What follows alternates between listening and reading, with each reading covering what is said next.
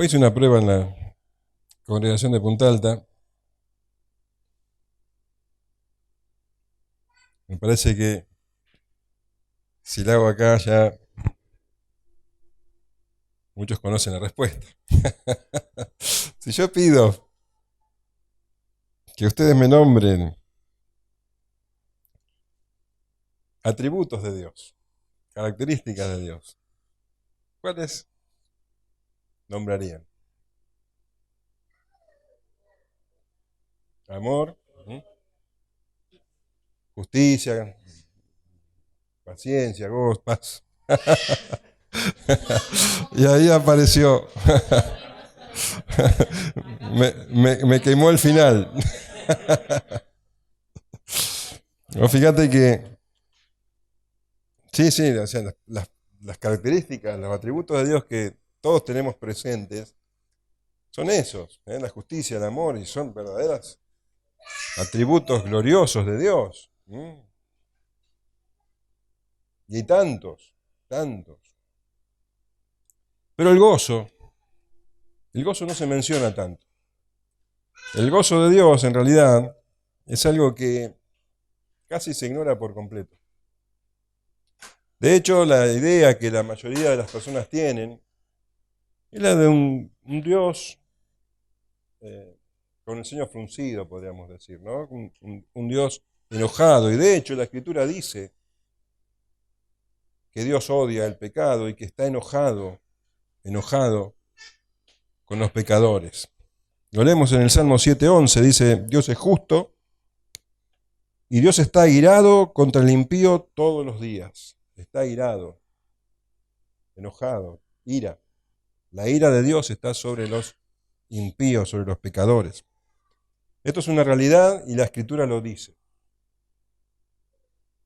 Pero es solo una de las características del Señor. Así como dice que Dios está enojado con el impío, airado con el impío, también la Biblia dice que Dios encuentra gran placer y complacencia en su creación y en sus criaturas. Y esto lo vemos ya desde el comienzo de la creación. En el Génesis vemos que se repite en el capítulo 1 varias veces. Cada vez que Dios crea una cosa, sigue la frase: y vio Dios que era bueno. Fíjate, el capítulo 1 de Génesis, ¿no? El versículo 4 dice: y vio Dios que la luz era buena. En el 10 dice: y llamó Dios a lo seco tierra, y a la reunión de las aguas llamó mares, y vio Dios que era bueno.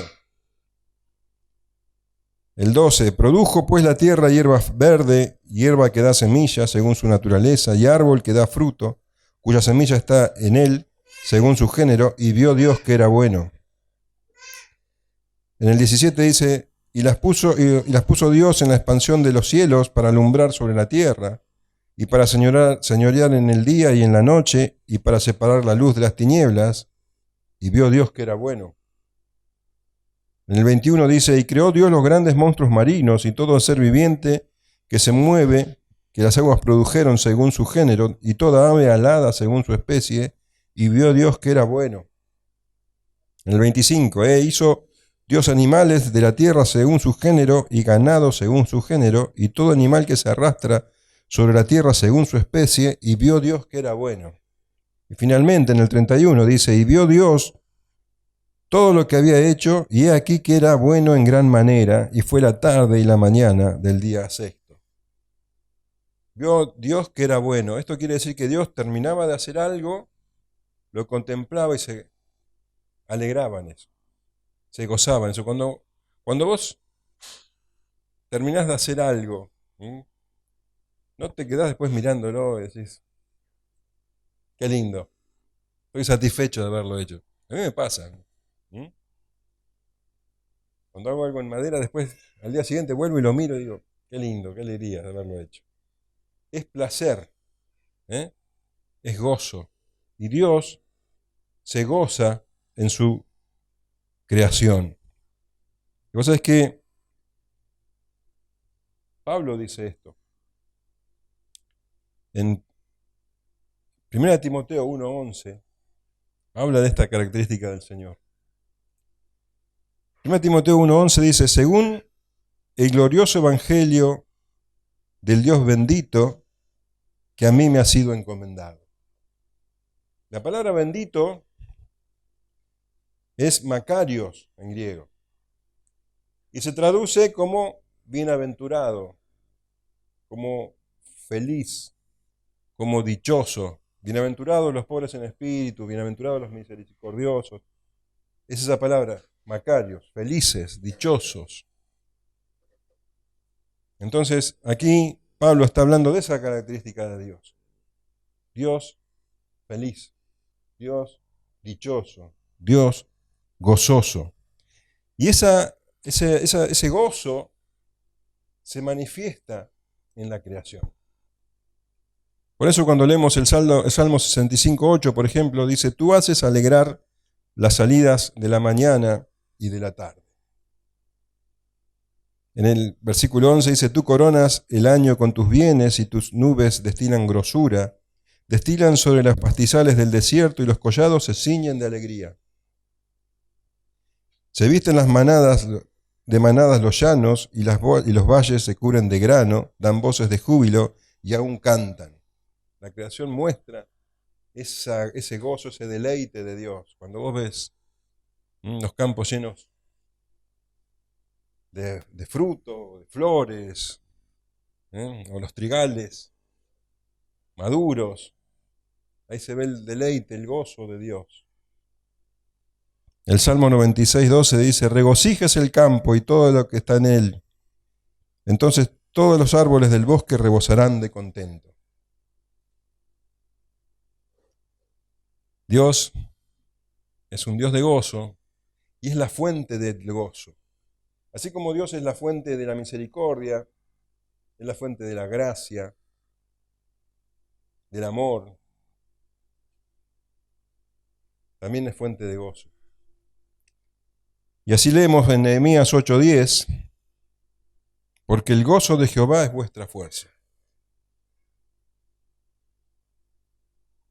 El Salmo 16:11 dice, me mostrarás la senda de la vida, en tu presencia hay plenitud de gozo. Delicias a tu diestra para siempre. El Salmo 31:7 dice, me gozaré y alegraré en tu misericordia, porque has visto mi aflicción, has conocido mi alma en las angustias. Isaías 61:10, en gran manera me gozaré en Jehová, mi alma se alegrará en mi Dios, porque me vistió con vestiduras de salvación, me rodeó de manto de justicia, como a novio me atavió y como a novia adornada con sus joyas. El Señor es nuestro gozo, la fuente de nuestro gozo. Nos gozamos en el Señor, aunque las circunstancias sean contrarias, oscuras. Y leemos en Habacuc 3:17, ese pasaje tan conocido, tan citado, aunque la higuera no florezca, ni en las vides haya fruto, aunque falte el producto del olivo, y los labrados no den mantenimiento, y las ovejas sean quitadas de la majada, y no haya vacas en los corrales, con todo, yo me alegraré en Jehová, y me gozaré en el Dios de mi salvación.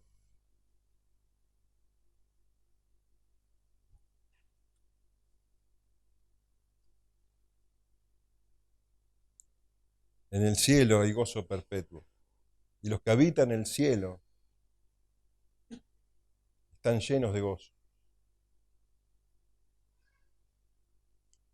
Y cuenta el Señor Jesús en una parábola, donde habla de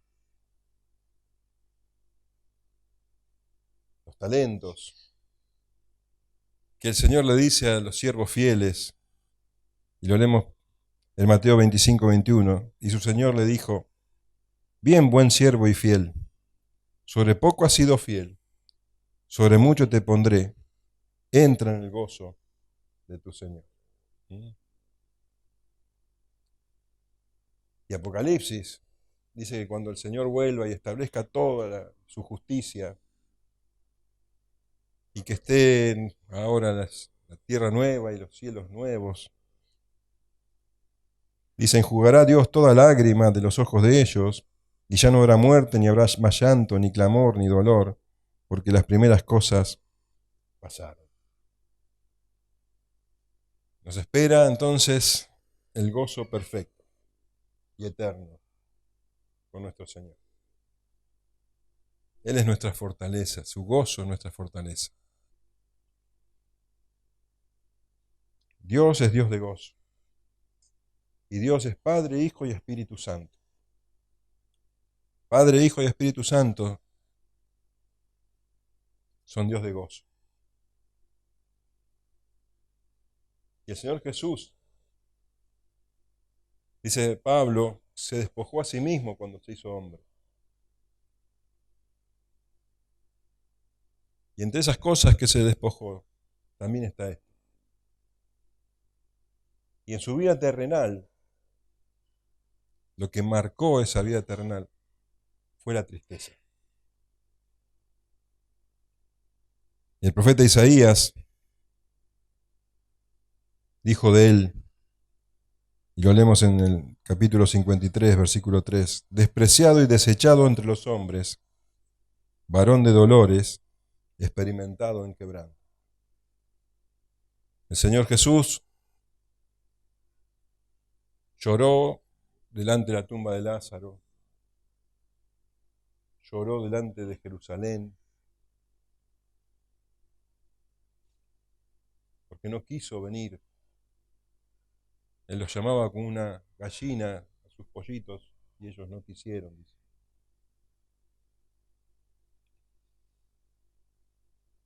Su vida fue marcada por la angustia de la cruz. Él sabía que debía cargar con la ira de Dios.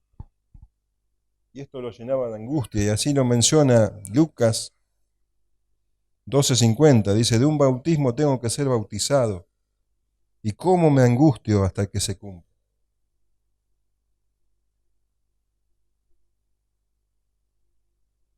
Y en Getsemaní, esa angustia se transformó en agonía.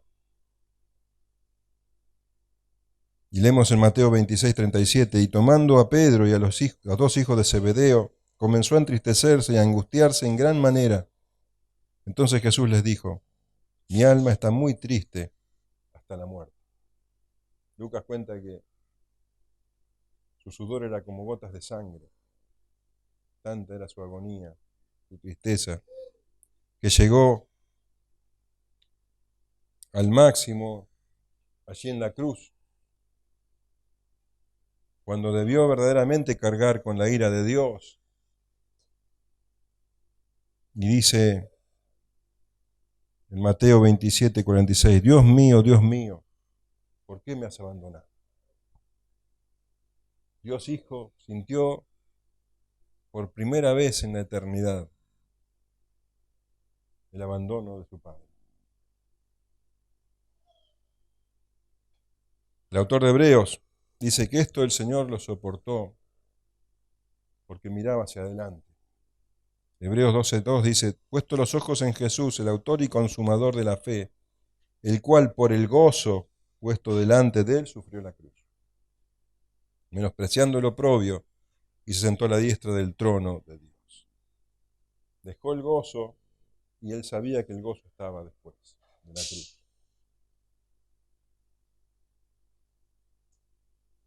Leemos en los evangelios sobre el llanto del Señor, sobre la tristeza del Señor, sobre la angustia del Señor.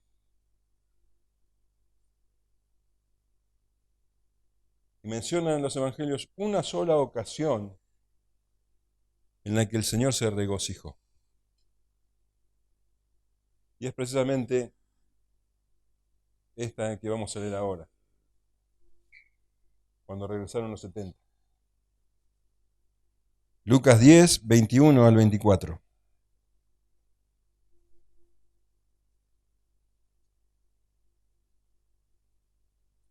En aquella misma hora Jesús se regocijó en el Espíritu y dijo, yo te alabo, oh Padre, Señor del cielo y de la tierra, porque escondiste estas cosas de los sabios y entendidos y las has revelado a los niños.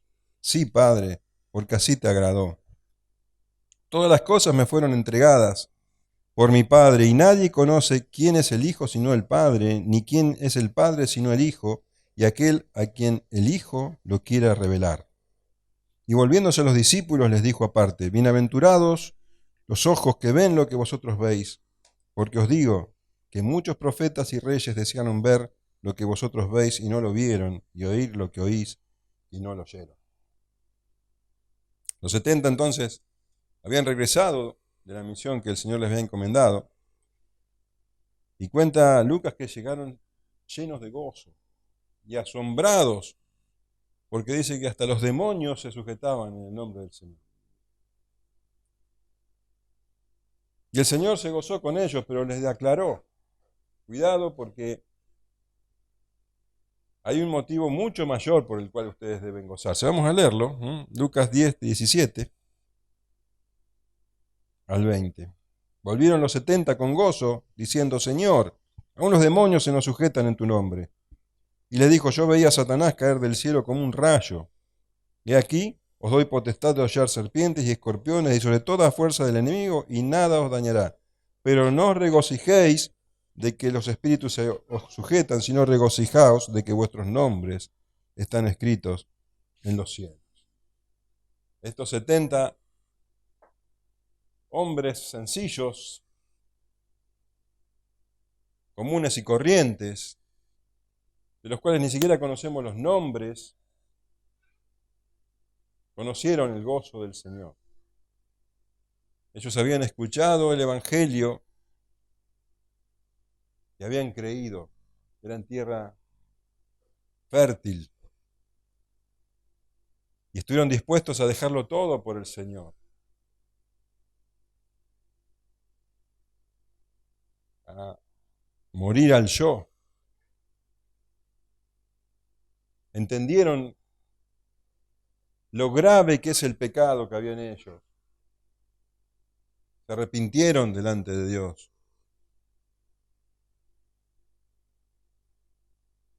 Entendieron que sin Jesucristo nada podían hacer.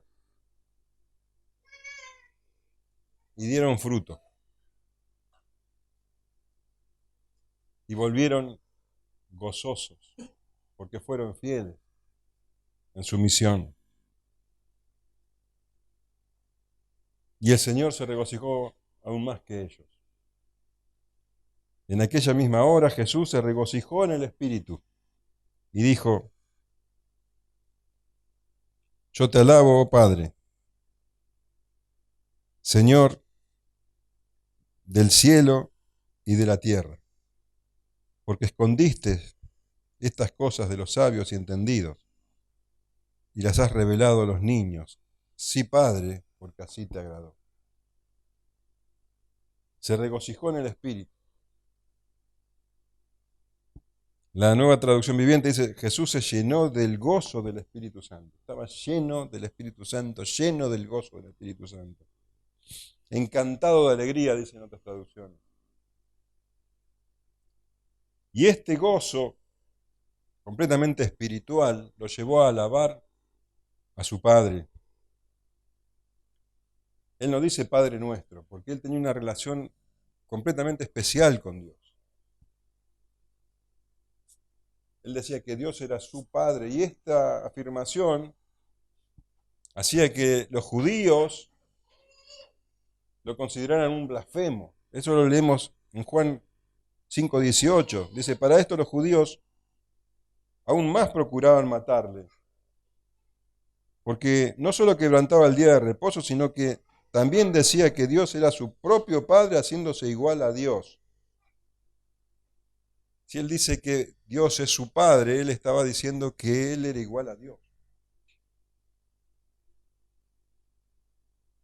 Y lo llama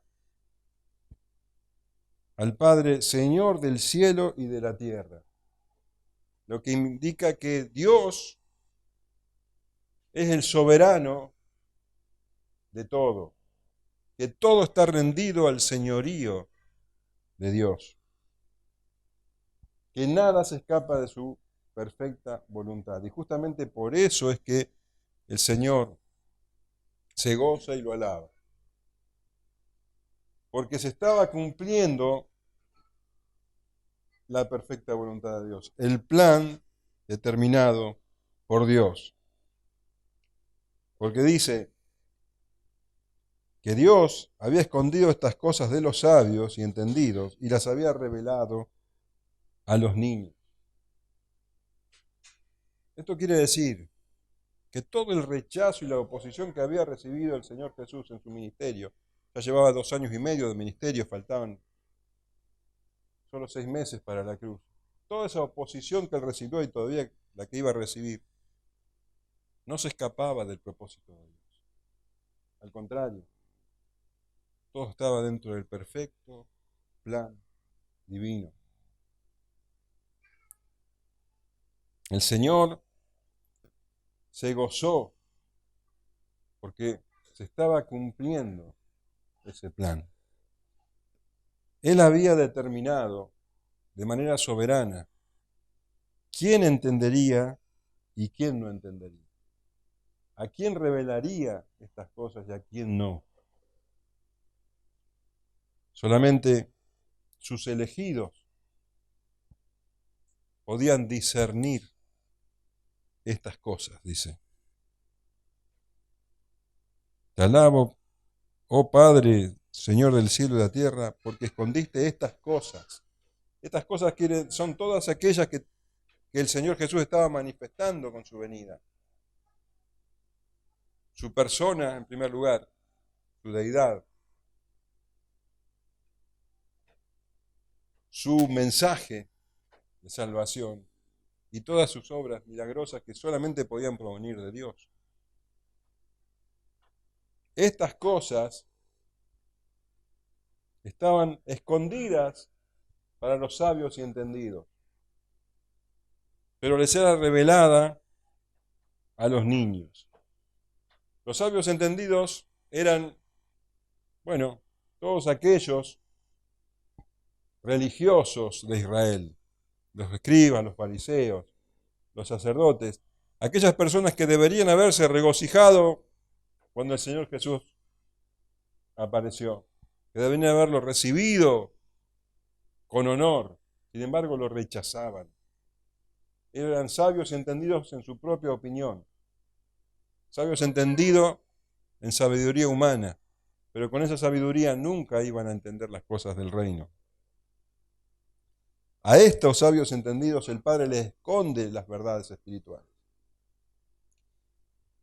pero se las revela, dice, a los niños. Y cuando dice niños, tenemos que entender bebés. Niños de pecho sería la traducción literal, niños de pecho. ¿Y por qué lo llama el Señor niños de pecho? Porque, bueno, pensemos en un niño, un bebé. Un bebé depende completamente de su mamá.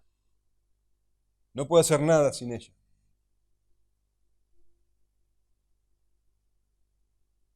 Llevado al plano espiritual, los niños de pecho, los bebés, son aquellos que entienden que no pueden hacer nada sin el Señor, que entienden su miseria espiritual, su total incapacidad de alcanzar salvación por sus propios medios.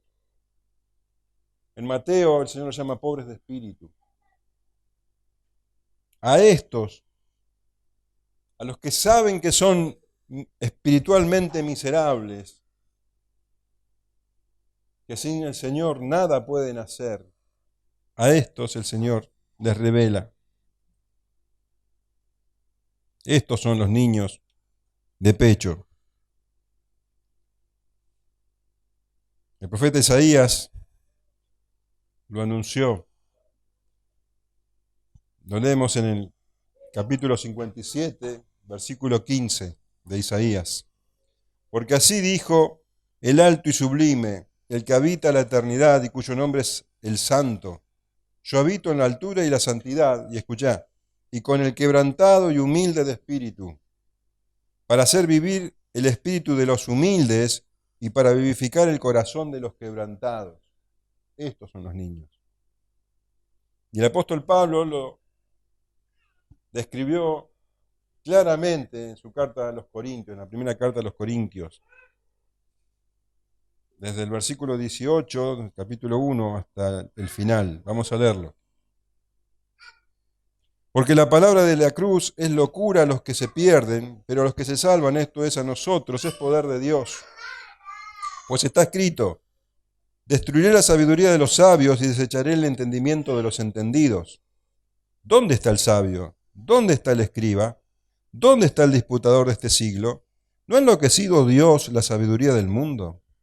Pues ya que en la sabiduría de Dios el mundo no conoció a Dios mediante la sabiduría, agradó a Dios salvar a los creyentes por la locura de la predicación. Porque los judíos piden señales y los griegos buscan sabiduría.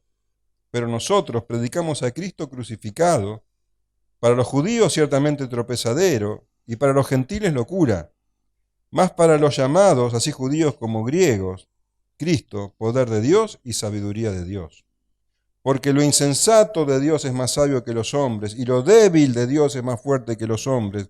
Pues mirad, hermanos, vuestra vocación, que no sois muchos sabios según la carne, ni muchos poderosos, ni muchos nobles, sino que de lo necio del mundo escogió Dios para avergonzar a los sabios, y lo débil del mundo escogió Dios para avergonzar a lo fuerte, y lo vil del mundo y lo menospreciado escogió Dios, y lo que no es para deshacer lo que es, a fin de que nadie se jacte en su presencia, mas por él estáis vosotros en Cristo Jesús, el cual no ha sido hecho por Dios sabiduría, justificación, santificación y redención, para que, como está escrito, el que se gloría, gloríese en el Señor. Los sabios, los entendidos en su propia opinión, se jactan de esa sabiduría. No es para ellos la revelación. Para lo vil, dice, para lo despreciado, para lo débil. Estos son los niños. Estos son los niños. Lo que es, entienden su propia vileza. No podemos de ninguna manera presentarnos delante de Dios y jactarnos.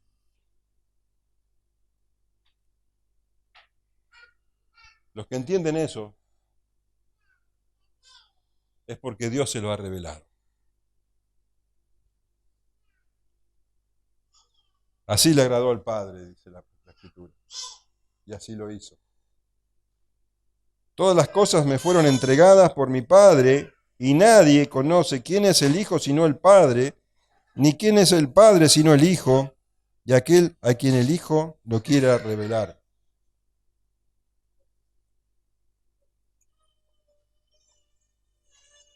Acabamos de leer que el Señor menciona a su Padre como el Señor del cielo y de la tierra. Así le dice. Te alabo, oh Padre, Señor del cielo y de la tierra. Y ahora leemos que todas las cosas le fueron entregadas por el Padre. Todas las cosas me fueron entregadas por mi Padre, dice el Señor. Quiere decir que el Hijo es el Señor del cielo y de la tierra. El Padre es el Señor del cielo y de la tierra, que le entrega todas las cosas al Hijo, por lo cual el Hijo es el Señor del cielo y de la tierra. Esto demuestra que tanto Padre como Hijo son uno.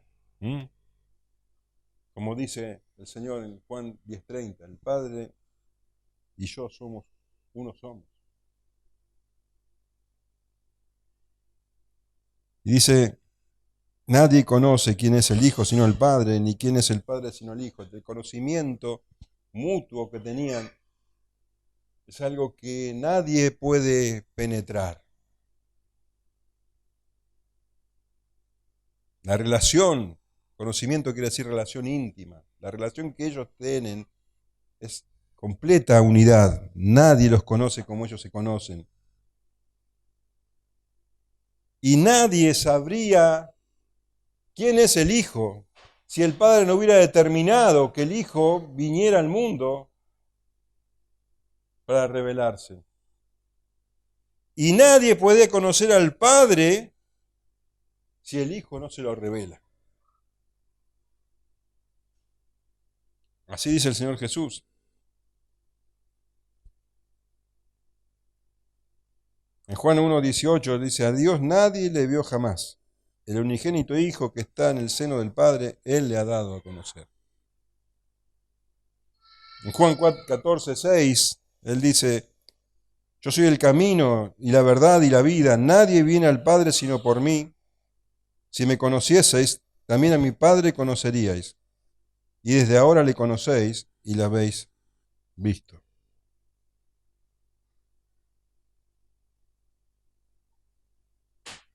Dios determinó enviar a su Hijo al mundo para que el mundo lo conociera. Y es el Hijo quien revela, quien hace conocer al Padre, al mundo.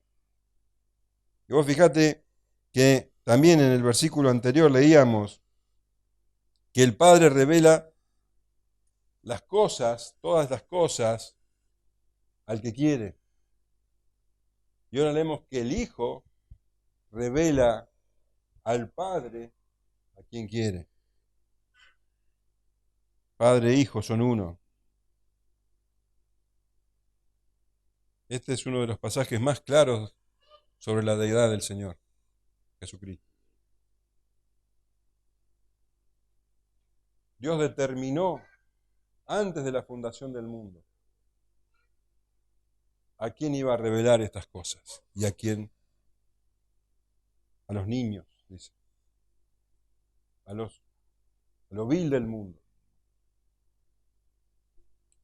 En Efesios 1:4 dice, según nos escogió en Él antes de la fundación del mundo, para que fuésemos santos y sin mancha delante de Él. En amor, habiéndonos predestinados para ser adoptados hijos suyos por medio de Jesucristo según el puro afecto de su voluntad. El Señor Jesús dijo, ninguno puede venir a mí si el Padre que me envió no le trajere, y yo le resucitaré en el día postrero. El Padre determina quiénes van a entender. Él escoge a aquellos que han de ser salvos. Pero esto no le quita la responsabilidad a las personas. Los que se pierden a causa de su propio pecado.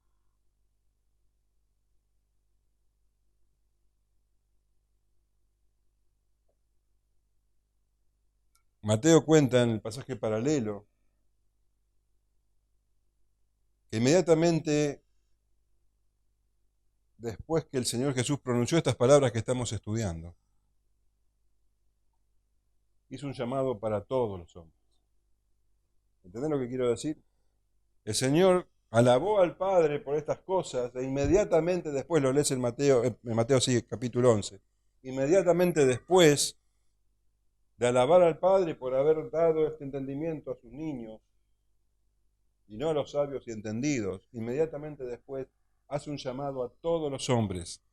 Lo leemos en Mateo 11, 28, el 30.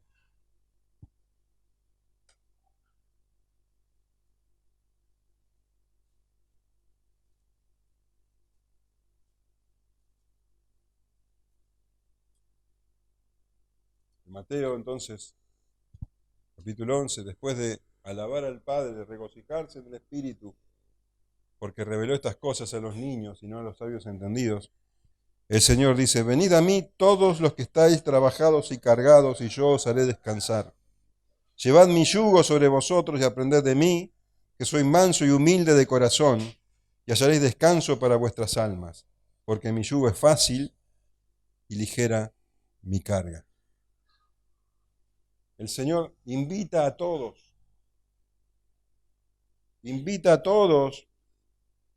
para que puedan alcanzar descanso para sus almas. Venid a mí todos los que están trabajados y cargados. Vengan, dice el Señor Jesús. Pero la realidad es que el Señor lanza su invitación y nadie viene a Él. Nadie viene a Él. Nadie quiere tomar su yugo. Todos quieren seguir sus propios caminos. Rechazan la luz. Por eso son responsables. Y es por eso que en su infinita gracia el Señor otorga a algunos el entender en creer. Y volviéndose los discípulos les dijo aparte, bienaventurados los ojos que ven lo que vosotros veis. Después de hacer ese llamado a todos, dice que llevó aparte a sus discípulos. Está hablando de los 12 y está hablando de los 70.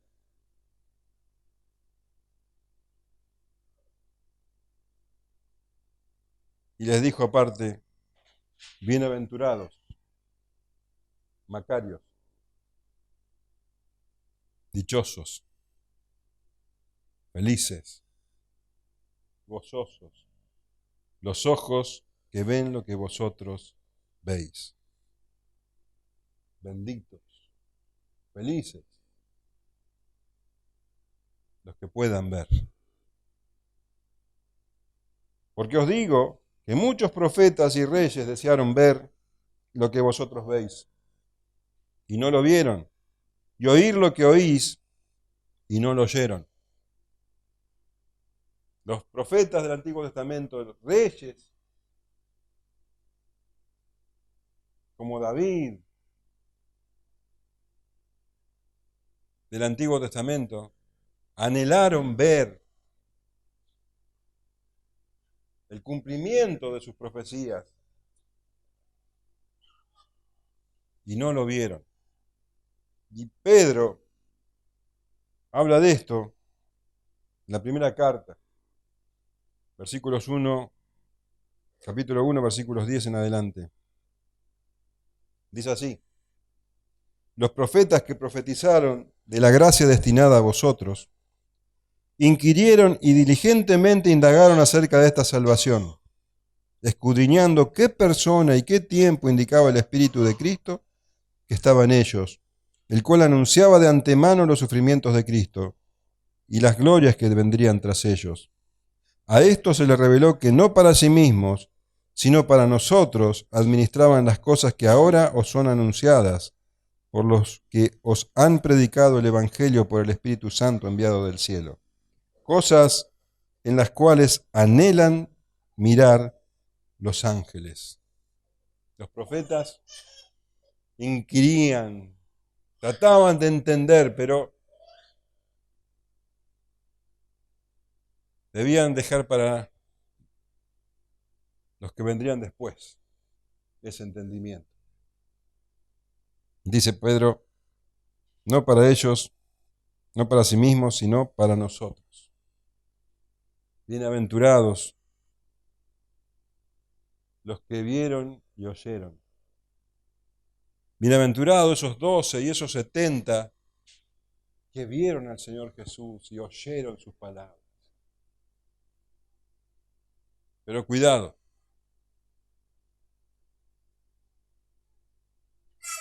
porque muchos vieron al Señor Jesús con sus ojos físicos y oyeron al Señor Jesús con sus oídos físicos y están en el infierno. Muchos tuvieron ese privilegio, pero están en condenación. Estos hombres eran bienaventurados, gozosos, felices, no porque los vieron al Señor Jesús con ojos físicos, sino con ojos de fe. Ellos vieron, oyeron y creyeron, y por eso son bienaventurados.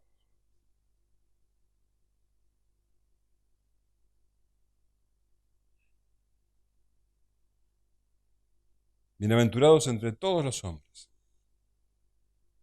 porque vieron, oyeron y creyeron. Y el apóstol Pedro dice,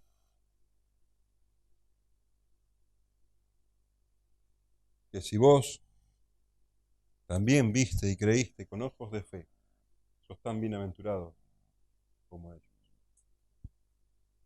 Primera de Pedro 1.3 dice, bendito el Dios y Padre nuestro Señor Jesucristo, que según su gran misericordia nos hizo renacer para una esperanza viva, por la resurrección de Jesucristo de los muertos, para una herencia incorruptible, incontaminada, inmarcesible, reservada en los cielos para vosotros, que sois guardados por el poder de Dios mediante la fe, para alcanzar la salvación que está preparada para ser manifestada en el tiempo postrero, en el cual vosotros os alegráis, aunque ahora por un poco de tiempo, si es necesario, tengáis que ser afligidos en diversas pruebas, para que sometida a prueba vuestra fe, mucho más preciosa que el oro, el cual aunque perecedero se prueba con fuego, sea hallada en alabanza, gloria y honra cuando sea manifestado Jesucristo, a quien amáis sin haberle visto, en quien creyendo, aunque ahora no lo veáis, os alegráis con gozo inefable y glorioso, obteniendo el fin de vuestra fe, que es la salvación de vuestras almas. Bienaventurado el que ve y oye en fe. Esos hombres eran bienaventurados, privilegiados entre todos, como nosotros somos privilegiados entre todos. Bienaventurados, felices, dichosos, porque habla acá de un gozo, nos alegramos con un gozo inefable y glorioso, que no tiene que ver con las circunstancias, porque en el mundo tendréis aflicción, dice el Señor. Y dice que en este tiempo debemos ser afligidos en diversas pruebas, un breve tiempo, lo que dura nuestras vidas. Debemos ser afligidos en diversas pruebas para que nuestra fe sea fortalecida, como es fortalecido el oro por el fuego. Pero nos alegramos en medio de las aflicciones, porque el Señor es nuestro gozo. El Señor es nuestro gozo. No lo vemos, pero lo creemos. Es por fe. Es por fe. Bienaventurados los ojos que vieron y creyeron en fe. El apóstol Pablo escribe a los filipenses diciendo, regocijaos en el Señor siempre, cualquiera sea la circunstancia. Aunque estés en una cárcel con cepo y te hayan dado latigazos como a él le han pasado, regocijaos en el Señor siempre. Otra vez os digo, regocijaos. El Señor es nuestro gozo. El gozo del Señor es nuestra fortaleza, más allá de las circunstancias. Amén.